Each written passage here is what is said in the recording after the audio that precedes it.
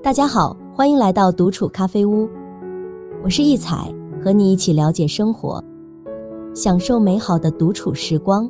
今天这期咖啡屋要讲的内容是女人，狠狠这样投资自己，才能掌控人生。希望你喜欢，订阅支持。丽姐是我在一个读书会认识的，刚认识的时候，被她身上优雅的气质吸引了，也根本不知道她年龄已经40几了。后来经过慢慢了解，才知道丽姐是那种绝对掌控自己人生的女人。丽姐出身于农村，却有了一张让人羡慕的清秀脸庞。在大学时期，她便与现在的丈夫相遇并相爱。这位富二代先生对伴侣的要求很简单，性格温婉，容貌出众。丽姐不仅完全符合这些条件，更是以她的学霸身份，让这段恋情增添了几分霸道总裁爱上我的浪漫色彩。两人毕业后就结婚了。婚后，丽姐一度按照婆家的期望，成为了一名全职太太，过着物质充裕却略显单调的生活。然而，她并未满足于现状，而是利用这段相对自由的时间，开始了自我提升。她阅读了大量的书籍，不仅限于品牌营销等专业知识，还广泛涉猎各个领域，不断丰富自己的内涵。同时，她还积极参与线上学习课程，与志同道合的朋友分享读书心得。随着时间的推移，丽姐的才华与努力逐渐得到了认可。当丈夫的公司需要营销人才时，她毫不犹豫地站了出来，用实力证明了自己的价值。在她的带领下，公司的品牌效应显著提升，赢得了公公婆婆的刮目相看。丽姐不仅实现了经济独立，更在精神上获得了前所未有的自由与满足。从前自己老公从不带她出席宴会，现在她的改变，老公都看在眼里，隔三差五地带上她参加会议或私人聚会，总自豪地向别人介绍这是他的妻子爱人。她淡定优雅地站在他的身边，不曾有过一点怯懦。她有足够的底气，也有足够的格局，站在属于她的位置上。正如舒婷所写的那样，我愿是你身旁的一株木棉，作为树的形象和你站在一起，仿佛永远分离都又终生相依。有人曾说，若女人在生命中最宝贵的年华里，全心全意地将自己投资于某个男人，那么随后的漫长岁月里，她就会不断恳求这份关系不要破裂。然而，若她选择在绚烂的青春里，全心全意地投资自己，那么未来的日子里，她将无所畏惧，不用担忧任何人的离去，更不必生活在恐惧与不安之中。在我看来，女人最美好的状态，她永远知道自己需要什么，在什么样的年纪，她需要做什么事情，见什么人，看什么书。她能够保持经济的独立，精神的富足，既见识过世界的繁华，也经历过风雨交加的夜晚。即使她曾听过世间最动人的情话，也遭遇过最彻底的背叛，但即便如此，她依然坚韧不拔，如同那挺拔的木棉树，屹立不倒。女人想要掌控人生，一定要狠狠投资自己。不投资自己的女人，无法掌控人生。在单身阶段，有些女人在职场上风生水起，干劲儿无人能及，那时她的生活重心完全放在了事业上。然而婚后一夜之间发生了转变，她开始将曾经倾注于事业的全部热情转移到家庭上，丈夫和孩子成为了她的焦点。她忘记了，除了家庭，生活中还有自己的梦想需要追求，还有值得投入精力的个人抱负，以及一个需要全心去爱的自我。波伏娃在《第二性》中有段话说得很好，男人的极大幸运在于，不论在成年还是小时候，他必须踏上一条极为艰苦的道路，不过这是一条最可靠的道路。女人的不幸则在于被几乎不可抗拒的诱惑包围着，她不被要求奋发向上，只被鼓励滑下去到达极乐。优秀的男人是诱惑，婚姻的保障是诱惑，我爱你，我养你亦是诱惑。当他发觉自己被海市蜃楼愚弄时，已经为时太晚。他的力量在失败的冒险中已被耗尽，将生活的希望完全寄托于他人，无异于一场赌博。而胜者寥寥无几，那些总是将男人和孩子放在首位的女人，往往错失了生活中的许多精彩瞬间，同时也失去了职业上的自由。如果一位女人没能学会自我投资，不知如何富养自己，那么她将难以富养自己的婚姻，更难以享受到婚姻中的自由与幸福。孩子终将长大成人，拥有自己的精彩人生，而丈夫作为一个独立的人，有自己的思想和行动，绝非我们可以操控的傀儡，唯有自己才是可以掌控的人。生命不长，只有当自己活得精彩，才有能力去影响周围的人和事。无论是人生还是婚姻，都是如此。有人曾说，当你拥有整片森林时，你就不会因为一棵树的枯萎而感到恐惧。当你足够优秀和美好，你便能对另一个同样优秀的人说，你很好，但我也不差。而能够实现这一切的人，无不是在内心寻找力量，而不是依赖外界的支撑。2. 女人一定要在这5个方面投资自己。1. 投资健康。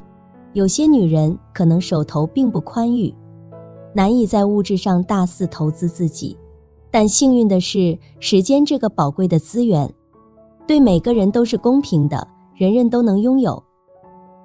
这时有人会争辩，说时间得用来赚钱，哪还有闲工夫干别的？确实，在当下这个物质至上的社会，金钱的光芒似乎掩盖了其他一切，让不少人坚信，只要有钱就能拥有一切。然而，这个观念真的无懈可击吗？我们不妨换个角度思考。据有关数据统计，我国有近60%的人，在生命的最后，将一生的积蓄几乎全部花在了医院的病床上。这背后的故事不言而喻，是人们用一生的辛勤劳作换来的金钱，在生命最后的关头，试图换回一丝生的希望。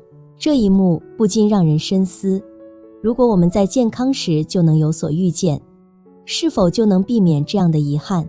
很多人在经历了一场大病之后，才恍然大悟，原来那些曾经拼尽全力追求的名利，在健康面前都显得那么苍白无力。对于女人而言，尤其如此，更应该在健康上多下功夫，因为健康的体魄是享受生活、实现自我价值的基础。我们都知道，赚钱是为了更好的生活，但遗憾的是，很多人并不知道如何正确的花钱。现在的人往往追求生活的刺激与潇洒，将熬夜加班或兼职赚来的辛苦钱，挥霍在了游戏充值、会员购买、酒吧狂欢等短暂的快乐上。这样的消费方式不仅浪费了金钱，更在无形中损害了我们的健康。身体是革命的本钱，没有健康的体魄，一切都将成为空谈。然而，在现代社会，尽管生活条件日益改善，但人们的身体状况却并未随之提升。不少年轻人正值青春年华，却已显露出体力不支的迹象，爬几层楼梯便气喘吁吁，跑一次800米更是要休整许久才能恢复。这样的状态怎能不令人担忧？在网络上，我们经常听到一个挺有趣的词，脆皮大学生，听起来就像是那些经不起一点风吹雨打的大学生。你知道吗？只要天气稍微一凉或者热一点，这些大学生们就可能会感冒。有时候他们只是上个厕所蹲久了点，站起来就会觉得眼前一黑，好像整个世界都在旋转，更别提那些时不时冒出来的小毛病了。明明正处在青春年华，身体素质却有时候还不如家里的长辈。说到我自己，其实我也是个不太喜欢运动的人。记得小时候住在外婆家，外公每天早上都有晨练的习惯，晚上还会去散步。那时候外公总是想拉着我一起早起跑步，但我总是找各种理由偷懒，要么就赖在床上不肯起来，要么跑出去没几步就找借口偷偷溜回家。可能是因为这样的生活习惯，长大后总感觉自己的体力不是很好。每次公司组织体检，我都是一堆毛病，而且我在饮食上还有点挑食，这导致我有点轻微的贫血。我工作的地方离家很远，有1000多公里的距离，妈妈一直都很担心我，她经常打电话来，我在吃的好不好，睡得香不香。去年春年回到家，我妈妈几乎每天都带我去做理疗，调理身体，除非遇到特别不好的天气。这1个多月下来，我真的学到了很多。我渐渐明白，只有身体好了，我们才有更多的精力去工作，去享受生活。身体健康了，工作才会更加高效，玩耍才会更加尽兴，赚钱也会更加得心应手。人生在世，健康才是最重要的。只有拥有一个健康的好身体，我们才能真正的享受这个世界的美好。所以我们要好好照顾自己，养好自己的身体，只有这样，这个世界的美好才会与我们紧密相连，我们才能真正的感受到生活的幸福和快乐。2. 投资能力。现在以及未来都是一个互联网的时代，知识能力尤为重要，靠山山倒，靠人人跑，都不如靠自己。自己有硬核本领在身，就不愁过不好这一生。被《纽约时报》称为来自热带商业奇才的内利·加兰，曾是一个普通的女孩，高中毕业后，面对家庭经济的重压，她不得不提前踏入社会，开始了自己的职业生涯。无论在哪个工作岗位上，内利都展现出了超乎常人的勤奋与坚韧。白天，她全力以赴地完成工作任务；夜晚，当大多数人在休息与娱乐之中时，她却选择自学，不断拓宽自己的知识面，提升专业技能。正是这样的不懈努力，让内利逐渐从一名默默无闻的无薪实习生，成长为了备受瞩目的电视新闻制片人。当他终于实现了财务自由，拥有了可以自由支配的财富时，他并没有选择去挥霍享受，追求那些浮华奢侈的生活。相反，他更加珍视学习的机会，毅然地重返校园，用辛勤的汗水换来了文学学士学位和心理学硕士学位的双丰收。带着这些宝贵的学术成果和丰富的实践经验，内利开始创业。他创办了一家电视制作公司，并亲自操刀，精心策划和制作了超过700场精彩纷呈的英语和西班牙语节目。这些节目不仅赢得了观众的喜爱和认可，更为内利赢得了业界的广泛赞誉和尊重。如今，她已经成为了在美国电视制作领域占有一席之地的成功女人。在接受采访时，内利·加兰说，我的成功源于不断地投资自己，不断地对自己投资，让他实现了财务自由和人格自由。他在自己所著的《获得成长的勇气、思路和方法》一书中也写道，每个人都是自己人生的掌舵人，不断投资自己，把成功与幸福掌握在自己手中。人生要出众，就要有投资自己的思维和行动。前段时间的同学聚会让我感触颇深，那时候大家都站在同一条起跑线上，可转眼间再看看现在的彼此，真是千差万别。有的同学还在平凡的岗位上默默耕耘，而有的则已经攀登到了公司的高管层，甚至自己创业当上了老板。有的在学业上没什么大的突破，但有的人已经戴上了博士帽，成为了受人尊敬的学者。这背后其实就是每个人对自己投资的不同所导致的巨大差异。投资自己不会立刻看到显著的成效，但只要我们坚持不懈，一点一滴的积累，最终就能汇聚成强大的力量，实现想要的人生。或许在体力上我们不如男人那么强健，但这并不妨碍我们发挥自身的优势，通过不断学习来提升自己。投资自己就是要保持一种持续学习的态度，把终身学习当作一种习惯，主动去获取那些对我们有用的资源，这样我们才能在这个日新月异的时代中保持竞争力。当然，如果条件允许的话，花钱获取一些资源来提升自己也是不错的选择，这样可以节省我们的时间和精力。但对于大多数普通的女人来说，我们更应该珍惜每一分每一秒的时间，多花些精力在自己身上，比如培养几项专业技能，提升自己的综合素质等等。这样，将来我们才会有更多的选择权和话语权。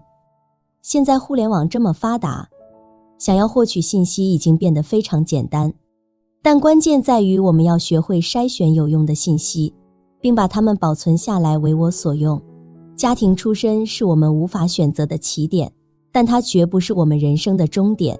通过不懈的努力和刻意的练习，我们每个人都有可能成为自己理想中的那个人。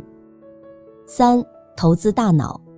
古人常说，腹有诗书气自华，书本里装满了古往今来人们的智慧，一本好书能悄悄地改变你，让你受益一辈子。但在今天这个信息多得爆炸的时代，安安静静读本书好像越来越难了。其实，一本纸质书的钱也就跟买杯奶茶差不多，但书里的精神财富是无价的。小桂是朋友圈里让人羡慕的女人，她从不刻意装扮，对金银珠宝毫无兴趣，衣服也多是简单舒适，不追求名牌与时尚。然而，在每一次的聚会合照中，她那份如兰花般淡雅的气质总是能抓人眼球。每当有人好奇地询问小桂平日里是如何保持这份独特魅力的，她总是微笑地说，其实也没什么特别的，大概就是每天睡觉前喜欢翻上2页书吧。小桂出生在一个并不富裕的家庭，作为家中的长女，她从小就承担起了照顾弟弟妹妹的责任。由于家境所限，她只完成了3年的职业高中学业，便早早地踏入社会，开始为了生计奔波。繁忙的工作让她无暇顾及太多，也没有阅读习惯。一次偶然的机会，小桂去探望了她上了大学的表姐，她发现表姐每天睡前都会看2页书。表姐告诉她，这是她在忙碌生活中找到的一片宁静之地，也是她放松身心、充实自我的方式。小桂被表姐的这种生活方式深深吸引，心中不禁涌起了一股对知识的渴望和对读书人的羡慕之情。于是她鼓起勇气向表姐借了2本书，决定效仿表姐的做法，开始每天睡前阅读。随着时间的推移，小桂发现自己渐渐爱上了阅读。在书海中遨游的她，不仅拓宽了视野，增长了见识，更在不知不觉中学会了如何更好地控制自己的情绪。这种由内而外的变化很快就被同事们察觉到了。他们惊讶地发现，小桂在言谈举止中开始不自觉地引用书中的经典语句和道理，来阐述自己的观点和看法。她的言辞更加有说服力，更加有深度，让人不由自主地对她刮目相看。同事们纷纷赞叹道，你真的变化很大，现在的你充满了涵养和气质，整个人都焕然一新了。其实读书就好像自己在富养自己，比任何美容都更有性价比。三毛说，读书多了，容颜自然改变。许多时候，你可能以为看过的书籍都成为过眼烟云，不复存在，其实它们仍然是存在的，在气质里，在谈吐上，在胸襟的开阔上。4. 投资出行。古人常说，读万卷书不如行万里路。如果说阅读像是在家存钱，那么出去旅行就是另一种很棒的投资了。它能让我们重新看看自己，找到生活中不一样的美好。在路上的时候，你可以和自己说说话，看看外面的世界，看到和听到的东西都会让你换个角度看自己。不再那么无知，也不再假装什么，放下那些担心和害怕，就能看到真正的自己，发现真实的自己，还会遇到不一样的自己。朋友阿玲步入社会多年，虽已不再是青春年少，但她的生活依旧充满色彩。每到周末，若条件允许，她会选择驾车前往邻近的小镇，享受一段短暂的逃离，有时也只是简单的漫步于自己居住的城市街头，或是踏入郊外的小山，寻找心灵的宁静与自然的怀抱。外界或许会有人不解，认为他这样的年龄应当更专注于家庭与事业，但他深知每一次的出行，无论是城市的繁华夜景，还是乡间小道的宁静致远，都是对自己心灵的一次滋养，让他的世界变得更加宽广和深邃。他常说，不论是都市霓虹下的匆匆步履，还是乡间田野的鸟语花香，那些平凡生活中的点滴美好，都让我感受到生命的丰富与厚重。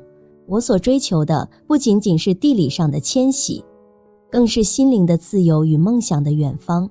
每当与他交谈，那些看似不经意间吐露的见解与感悟，都如同春风拂面，温暖而深刻。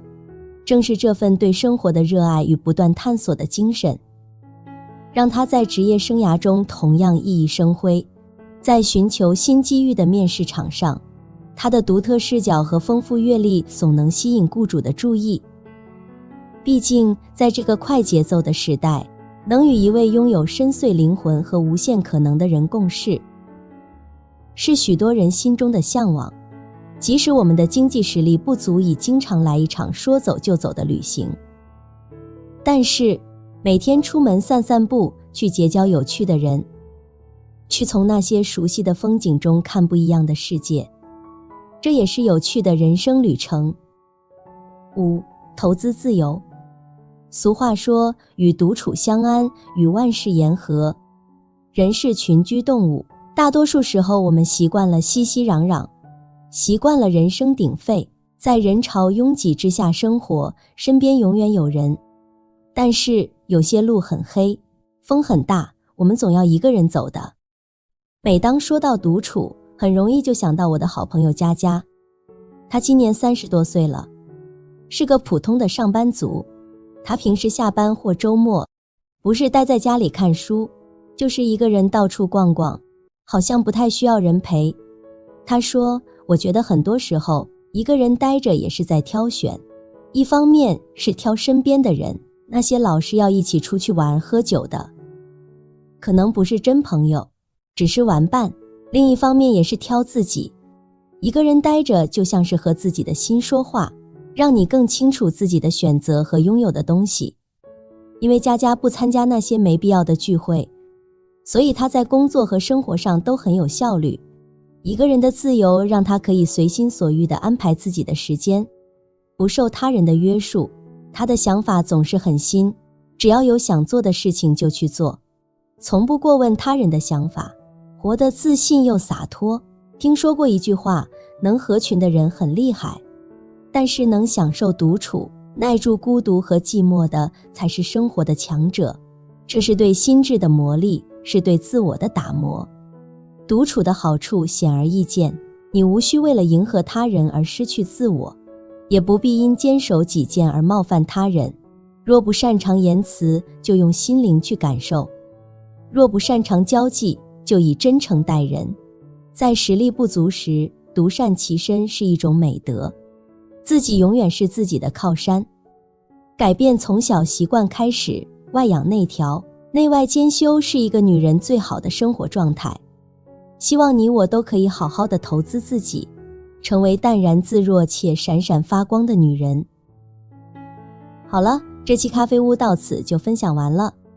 如果内容对你有所帮助，或者看后有所醒悟，麻烦你订阅和分享给身边的朋友。